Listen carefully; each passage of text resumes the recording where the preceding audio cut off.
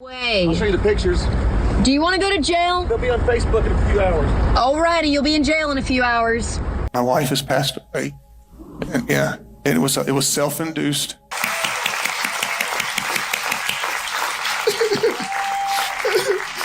Imagine being married to that. Are you at the Lumber River State Park? Yeah, that's where I am. Tell me what's happened. I just want my family to know where to find me. Mica Miller was just 30 years old when her life came to a sudden and tragic end on April 27, 2024. She had been married to John Paul Miller, a respected pastor at Solid Rock Church in South Carolina, for 7 years. To their community, they seemed like the perfect couple, devoted to their faith, their church, and each other. But behind closed doors, something far darker may have been brewing. When Mica was found dead from a single gunshot wound to the head, the initial shock rippled through the congregation and the town. It seemed unthinkable, but as investigators examined the scene, one haunting question began to emerge. Had this young pastor's wife really taken her own life, or was something more sinister at play? The evidence painted a picture no one wanted to believe. For those closest to her, the answer was chillingly clear. Mica Miller hadn't chosen her fate. She had been murdered. John Paul, or J.P. Miller, met his future wife Mica under circumstances that would seem innocent to most. She was just 14 years old when her family began attending services at Solid Rock Church in Myrtle Beach, South Carolina. J.P., then a youth pastor, was steadily growing into a larger role at the church, a rising star within the congregation. By the time Mica turned 18, J.P. wasn't just a pastor, he was officiating her wedding. Her groom was one of J.P.'s close friends, a man named Jeremy. The young couple seemed like a perfect match. Both were active members of the church, Jeremy running the sports ministry, while Mica worked on the media team and helped with other responsibilities. Over time, Mica's relationship with J.P. took a strange and fateful turn. She became his secretary and the babysitter for his growing family. It was in 2015 when everything unraveled. J.P.'s wife, Allison, discovered her husband and Mica in a compromising situation. What followed was a scandal that rocked not only their families but the entire congregation. The affair became public knowledge, and by 2016, both marriages were over. Jeremy and Allison left Solid Rock Church behind, but J.P. and Mica stayed. Within a year, they married. At just 23 years old, Mica became the stepmother to J.P.'s 5 children, 4 from his marriage to Allison, and an older child from a previous relationship. April 27, 2024, began like any other day for 55-year-old Johnny Jacobs. He had driven out to the Lumber River in North Carolina for a quiet morning of fishing. Hours passed peacefully as he cast his line along the dense, tree-lined riverbank. But then, something broke the silence. Faint at first, but unmistakable. A woman's cries for help. Johnny strained to see through the trees, but the thick foliage kept the source of the sound hidden. He waited, unsure of what to do, as her cries faded into an eerie stillness. For a few moments, the only sounds were the gentle rippling of the river and the occasional call of a bird. Then it happened. The sharp, deafening crack of a gunshot tore through the calm air. What began as a peaceful day along the river quickly turned into the start of a nightmare. I said, "Oh my God, don't tell me, because the crying had stopped." I said, "Don't tell me something's happened, don't tell me something." I was getting ready to get out of there. Another 3 people came into the lake on a boat, and I plainly asked them, I said, "Did y'all hear that gunshot?" They said, "Yes." I went in there with my little boat. And maybe 5 minutes after getting into the slough, I heard a cry, a faint cry. Heard it for maybe 2 or 3 minutes, and the crying stopped. Johnny Jacobs couldn't shake what he'd heard, the gunshot echoing through the dense trees along the Lumber River. He made his way toward the sound, pushing through the brush along the riverbank. That's when he stumbled upon something chilling. A backpack. Inside, there were a pair of glasses, a cell phone, and an ID. The name on it read, Mica Miller. Within minutes, emergency responders arrived at Lumber River State Park, called to the scene by Johnny's 911 call. A full-scale search began. Officers combed the area on foot while helicopters circled above. The tranquil park was now a flurry of activity. Just before 4:30 p.m., roughly an hour and a half after Johnny first heard the shot, the search came to a grim conclusion. A kayaker spotted a body in the water. It was 30-year-old Mica Miller. She had died from a single gunshot wound to the head. Nearby, in the parking lot, detectives located the black Honda Accord Mica had driven from her home in Myrtle Beach to North Carolina. Inside the car, they found unsettling clues. A black Sig Sauer gun case sat on the passenger seat, and a box of ammunition was tucked into the center console. Later that evening, divers recovered a Sig Sauer 9mm firearm from the river. The serial number matched the case found in the car. A receipt for the gun purchase was also discovered in the vehicle. It revealed that Mica herself had bought the weapon just hours earlier from Dick's pawn shop in Myrtle Beach. The scene painted a tragic picture, one that authorities quickly interpreted as suicide. The medical examiner was called to the riverbank, and crime scene investigators meticulously combed the area for any additional evidence. When the coroner's report was released, the conclusion was official. Mica Miller had died from a self-inflicted gunshot wound. But for those who knew her, this explanation didn't make sense. It felt incomplete. And for Mica's family, it was unthinkable.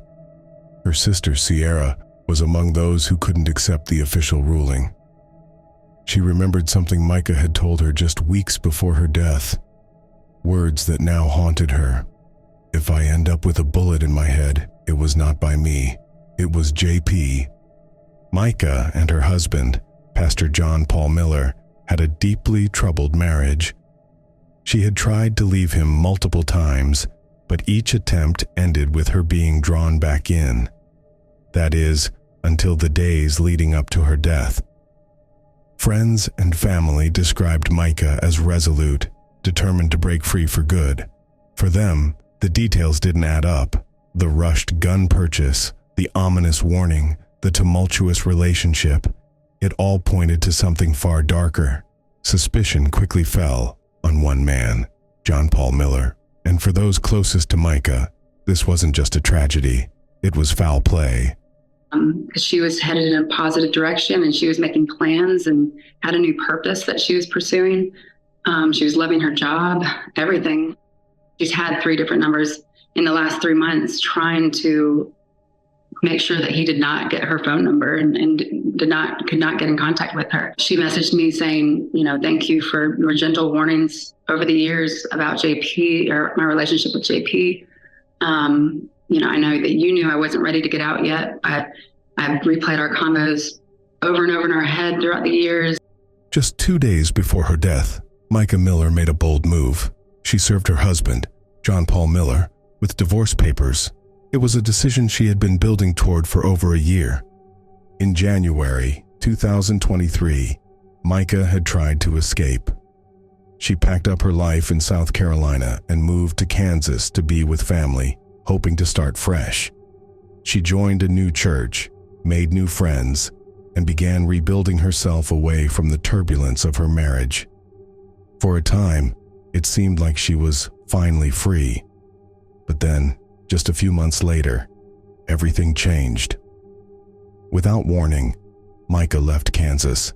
She left behind a brief, uncharacteristically vague note saying she was heading back to South Carolina to reunite with JP. Her return marked the beginning of a painful cycle, a pattern all too familiar to those who knew their marriage. For a brief period, things seemed to improve.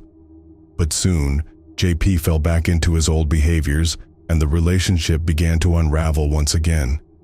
Mica found herself in the same place she had been before, searching for a way out of a marriage that seemed impossible to escape. By April 2024, Mica's resolve was stronger than ever. She was done.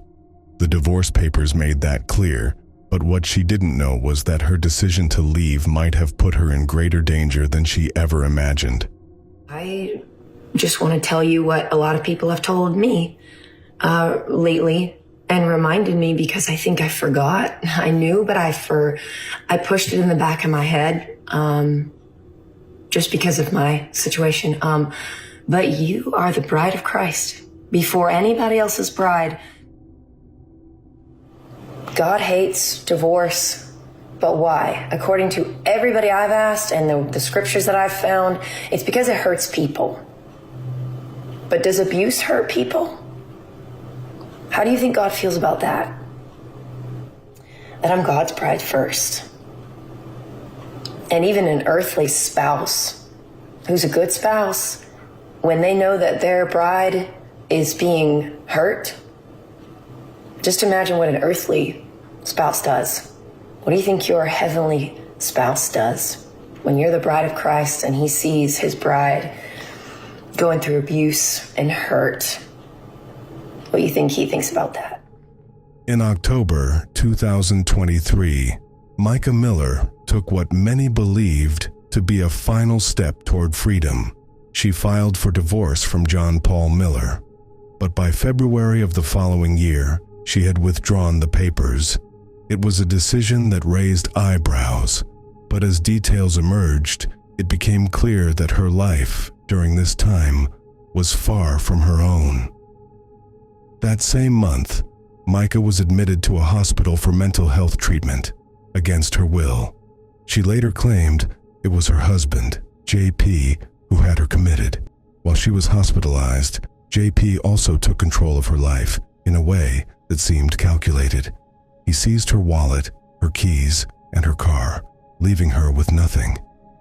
When Mica was released, she immediately reported her car as stolen to the police, but JP was one step ahead. According to the report, he told officers that Mica was struggling with mental health issues. He painted a picture of instability, claiming she suffered episodes around the holidays, during which she would allegedly spend money recklessly. JP said he had taken the car to prevent her from selling it, and despite her protests, he refused to return it for weeks. The Myrtle Beach police couldn't do much. Under the law, the vehicle was considered marital property, and since the couple was still legally married, JP's actions didn't meet the definition of theft. Mica was left trapped, forced to endure a situation where every move she made seemed controlled and undermined. But the car wasn't just a symbol of power. It would become a chilling piece of evidence in what Mica feared most. After filing for divorce in the fall of 2023, Mica became increasingly paranoid, convinced that JP was stalking her, and she had reasons to believe it. Twice, she discovered that her car's tires had been slashed with a sharp object. The first time it happened, Mica took her vehicle to a Honda dealership for repairs. What the mechanic found confirmed her worst fears. Hidden on her car was a GPS tracking device. JP wasn't just keeping tabs on her finances, he was tracking her every move. As if to leave no doubt, John Paul Miller himself turned up at the dealership to confront her. It was a chilling reminder that no matter how hard Mica tried to escape, JP seemed determined to maintain control over her life. And for Mica, the question wasn't if she could leave, it was if she could leave safely. I'll show you the pictures. Do you want to go to jail? They'll be on Facebook in a few hours. Alrighty, you'll be in jail in a few hours. Walk away. Another complaint to police about the GPS tracker on her car led Mica Miller down a frustratingly familiar road. Once again, her husband, Pastor John Paul Miller, claimed it was all for her own good. He told authorities that Mica was mentally unstable, citing a series of alleged diagnoses: bipolar 2, schizophrenia, and dependent personality disorder. According to JP, the GPS tracker was necessary for her safety. He insisted that as long as Mica took her medication, everything would be fine. But, he claimed, her relationship with those medications was inconsistent, another reason he needed to monitor her. With limited evidence and the fact that the vehicle was marital property, police took no action. Legally, the GPS tracker belonged to JP as much as it did to her. In an email to Mica, JP even apologized for using the tracker, but any pretense of remorse was short-lived. As Mica moved forward with the divorce, his behavior escalated. On April 8th, just weeks before her death, Mica went to the police again. This time, she reported something even more invasive. She told officers that her husband had posted an indecent photograph of her on Facebook. Mica explained that she had sent him the photo about 6 months earlier when they were still trying to repair their fractured marriage. Parts of the image had been blurred, so it didn't meet South Carolina's legal definition of nudity, but the intent behind its publication was clear to Mica. It was meant to humiliate her. Unfortunately, the police said there was nothing they could do. The photo had been posted anonymously, and since Mica had willingly sent it to JP, it was legally his to share. Yet again, no actions were taken against the pastor. Mica, however, knew exactly who was behind it. She told police that she feared for her safety, confiding in them that she had come to see her husband's actions for what they truly were. She revealed her belief that JP had groomed her from a young age. Their relationship had begun when Mica was just 14 years old, a member of his youth group at Solid Rock Church. JP was 14 years older, already married, and a father. JP has adamantly denied these claims, rejecting the idea that he groomed Mica or that their relationship started inappropriately. But Mica's growing fear and despair were evident in her final days. Her last Facebook post, shared on April 9th, was cryptic but haunting. She wrote, "When terrible, terrible, terrible things happen to you, y'all know what I'm talking about. RPF, rest in peace face." A week later, her fears seemed justified. Mica discovered yet another GPS tracker hidden on her vehicle, the second one she had found. It was the final straw. The very next day, she filed for divorce, determined to end the marriage once and for all. The papers were served to JP about a week later, but just 2 days after that, Mica Miller was dead. Probably the greatest wife anyone could ask for. She was incredibly affirming. We spent every night together for hours, just talking and talking. In the wake of Mica Miller's tragic death, one person seemed strangely unaffected: her husband, Pastor John Paul Miller. While friends and family mourned her loss, JP's behavior stood out as cold, calculated, and eerily detached. In the days after Mica was found, JP showed no signs of acknowledging the turbulence that had plagued their marriage. In fact, when it came to honoring her memory, his words raised more questions than they answered. Her obituary, written by JP himself, was described by Mica's friends as narcissistic. Rather than focus on her life and legacy, the pastor seemed to shift the spotlight back onto himself. He wrote, "She and JP have been friends since 2009, married in 2017, and spent almost every single day and night together. Mica made the greatest of efforts to always be the best wife she could be, but it didn't stop there." He added an unsettling touch of humor to his tribute, writing, "She would praise her husband after every church service, telling him he was the best preacher in the world, even if it wasn't true. She also told him he was the funniest preacher in the world, even though that wasn't true either." We're not going to do an altar call today. Instead, I'm going to have you stand up and I'm going to make an announcement. And after the announcement, I'm going to ask that you leave church quietly and don't talk about the announcement here in the building, please, if you can, so y'all can stand to your feet.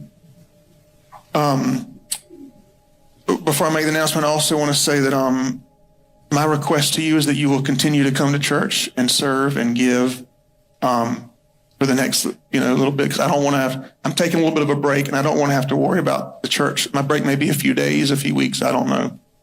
I got a call late last night. My wife has passed away, and it was self-induced, and it was up in North Carolina. And we're going to have a funeral for her next Sunday here at 3 p.m. And so it's all I can, I'm just kind of going on adrenaline right now. So y'all pray for me and my kids and everybody. And y'all knew that she wasn't well mentally, and that she needed her medicine that was hard to get to her. And so I'm sure there'll be more details to come. But just keep our family in your prayers. And I'm going to let Pastor Randall, my bishop, he can pray. I'll give him a microphone. He'll pray out. And if you have anything you want to share as well, I appreciate it. Less than 24 hours after Mica Miller's body was pulled from the water, her husband, Pastor John Paul Miller, addressed his congregation. At that time, the coroner had yet to determine the cause or manner of her death, and Robeson County Police were still treating the case as a suspicious death. Despite this, JP wasted no time pointing to his own conclusion, claiming that Mica's death was self-inflicted. Standing before his church, JP focused on what he described as his wife's fragile mental state. He painted a picture of a woman overcome by her struggles, carefully steering the narrative toward her alleged mental health issues and away from any speculation about foul play. But while JP was quick to speak about Mica's supposed instability, his own past has not gone unnoticed. For years, many of the details surrounding his personal life prior to his marriage to Mica remained hidden. That began to change as scrutiny around him intensified after her death. One particularly striking piece of evidence emerged from a Facebook video posted by a former neighbor in 2015, 2 years before JP married Mica. The footage appears to show John Paul experiencing what many have described as a drug-induced psychosis. The video raised questions about his credibility and stability, painting a much different picture of the pastor than the one he presented to his church. For those who knew Mica, this revelation only added to their suspicions. JP's narrative of a mentally unstable wife seemed all too convenient, especially when his own past appeared far more troubled than he was willing to admit. As the investigation into Mica's death continued, more and more people began to wonder, was this really a tragic case of self-harm, or was there something far more sinister behind her final moments? As the fallout from Mica Miller's death continued, a video posted online by a man named Ty began to circulate, casting an ominous light on her husband, John Paul Miller. Alongside the video, Ty wrote, "I believe the saying goes, getting a taste of your own medicine. You have used and abused for way too long, only to get up on that pulpit and consistently discredit your victims by airing out intentionally degrading, inappropriate personal information. Doing that allows you to control the narrative. Now we have the death of your wife that you claim only took her life because of mental illness. Fact is, nobody was ever mental until they met you." JP, I think Mark is coming. I had him try to get in touch with me again to make sure. Is that okay? Huh? He was letting his hands on you? There's no ants on you, though. It's just, maybe that's how you feel, but there's none on you. There's none on the grass.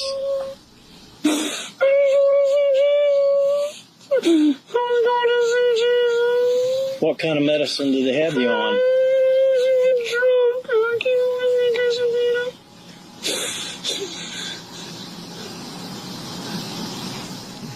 Well, let me know if I can do anything. Okay, I think he's.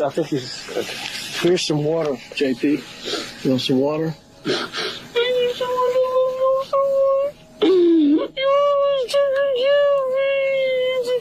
Okay, you want to try to sit up? You want to try to sit up, or you want to put it to your mouth, or what? I'll be out in a few minutes if you need it. Okay.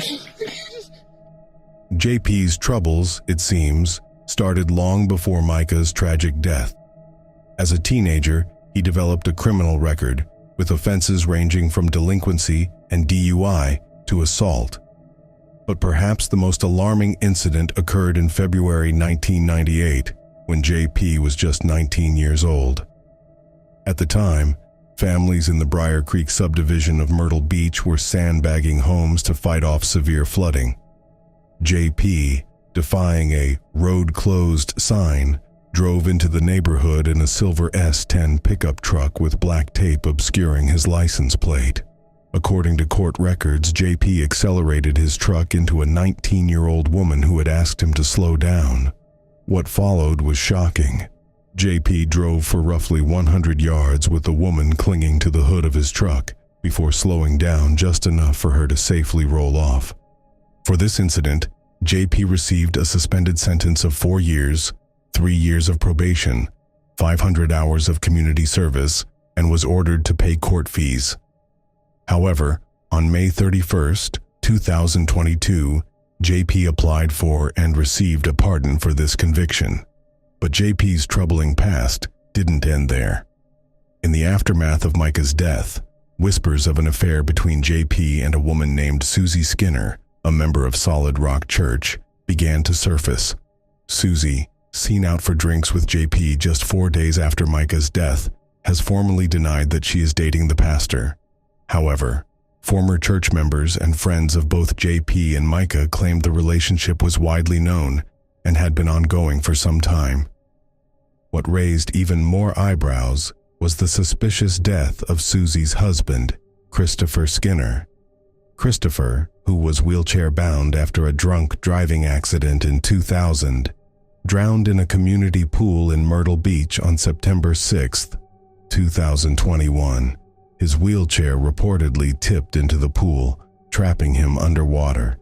An investigation found no signs of foul play, and security footage showed Christopher was alone at the time. Yet, questions linger about how his chair suddenly accelerated into the pool. His death was ruled an accident, but the timing and circumstances have fueled speculation. As details of JP's life began to surface, troubling accusations emerged. His ex-wife, Allison, claimed he struggled with personal issues and exhibited questionable behavior around younger members of his church. One individual, now an adult, shared a story about an uncomfortable encounter with JP from her past. Although JP has since been removed as pastor of Solid Rock Church, he remains technically employed there. However, his removal did little to quell the growing accusations against him. Beyond his personal scandals, JP was also implicated in financial misconduct. In March 2024, he was reported to police for transferring nearly $2,000 from the church's Dare to Care mission in Kenya into his personal bank account. While Mica's name was not explicitly mentioned in the report, her family believes she was coerced into participating in JP's schemes as another way for him to exert control over her. Meanwhile, the investigation into Mica's death pressed on, though it did little to convince those closest to her. The Robeson County Police released a report detailing the timeline, surveillance footage, and evidence they had gathered. The timeline began at 10:13 a.m. on Saturday, April 27, 2024, when Mica was captured on a Ring camera leaving her apartment. She returned at 11 a.m., briefly entered her home, and left again minutes later. From there, Mica drove to Dick's Pawn Shop in Myrtle Beach, where security footage showed her entering the store alone and independently purchasing the Sig Sauer handgun. She passed a background check and left the store shortly after noon with the firearm. Her phone's search history revealed that she then searched for a national park, which led her to directions for Lumber River State Park. Along the way, Mica stopped at a gas station to purchase a drink. The receipt was later found in her car, and once again, security footage showed her shopping alone. From there, she continued to the state park. It was there that Mica placed a call to 911. The evidence police collected appeared straightforward, but for Mica's loved ones, it wasn't enough. The timeline, the surveillance footage, and the coroner's report all pointed to a tragic suicide. But the people who knew Mica best refused to believe it. Too many unanswered questions remained, and for many, all signs seemed to point back to one person, John Paul Miller. The chilling final moments of Mica Miller's life were captured in a 911 call that has only deepened the mystery surrounding her death.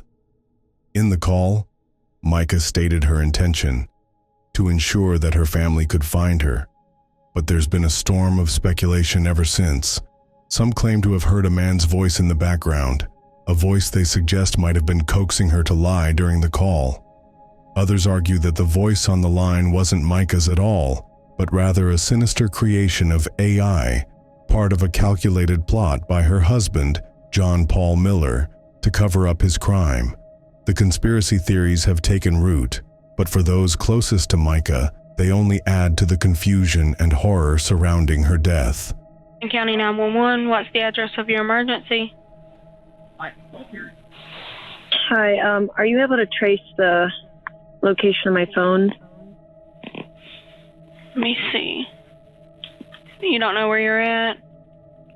At National Park. I have my location on, I think, on my phone. Find my phone is on. I don't think you are in Robeson County. Are you at the Lumber River State Park? Yeah, that's where I am. Tell me what's happened. I just want my family to know where to find me. The night before Mica's tragic death, John Paul Miller was miles away. He drove south to Charleston, roughly a 3-hour drive from Lumber River State Park, to attend a sporting event. The investigation tracked multiple eyewitnesses who confirmed the pastor's presence at the event throughout the weekend. License plate readers backed up these statements, tracking his truck both on his way to Charleston and back. Despite the wild claims and rumors spreading online, the investigative report was clear. John Paul had an alibi. He couldn't have been with Mica when she died, and it seems he wasn't the one who pulled the trigger that fateful day. Yet, as the investigation into Mica's death continued, questions remained unanswered. On Sunday, May 12, 2024, John Paul held a funeral for his wife at Solid Rock Church, but her family didn't attend.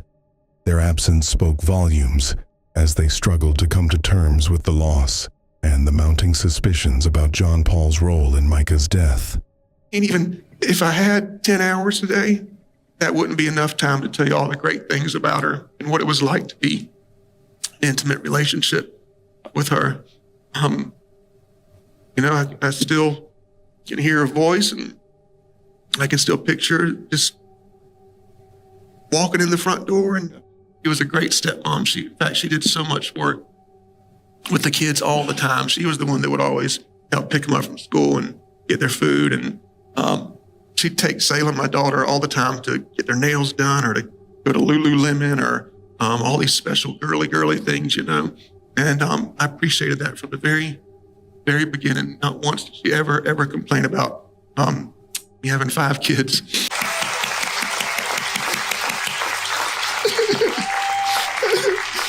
Imagine being married to that. It was like that in our house all the time. Y'all stand to your feet, and Pastor Randall's going to close in prayer. We'll play a song. In the wake of Mica Miller's death, the Robinson County Sheriff's Office, led by Sheriff Bernice Wilkins, released a statement aimed at quelling the growing storm of rumors and conspiracy theories. Unfortunately, he said, rumors and assumptions are spreading quickly.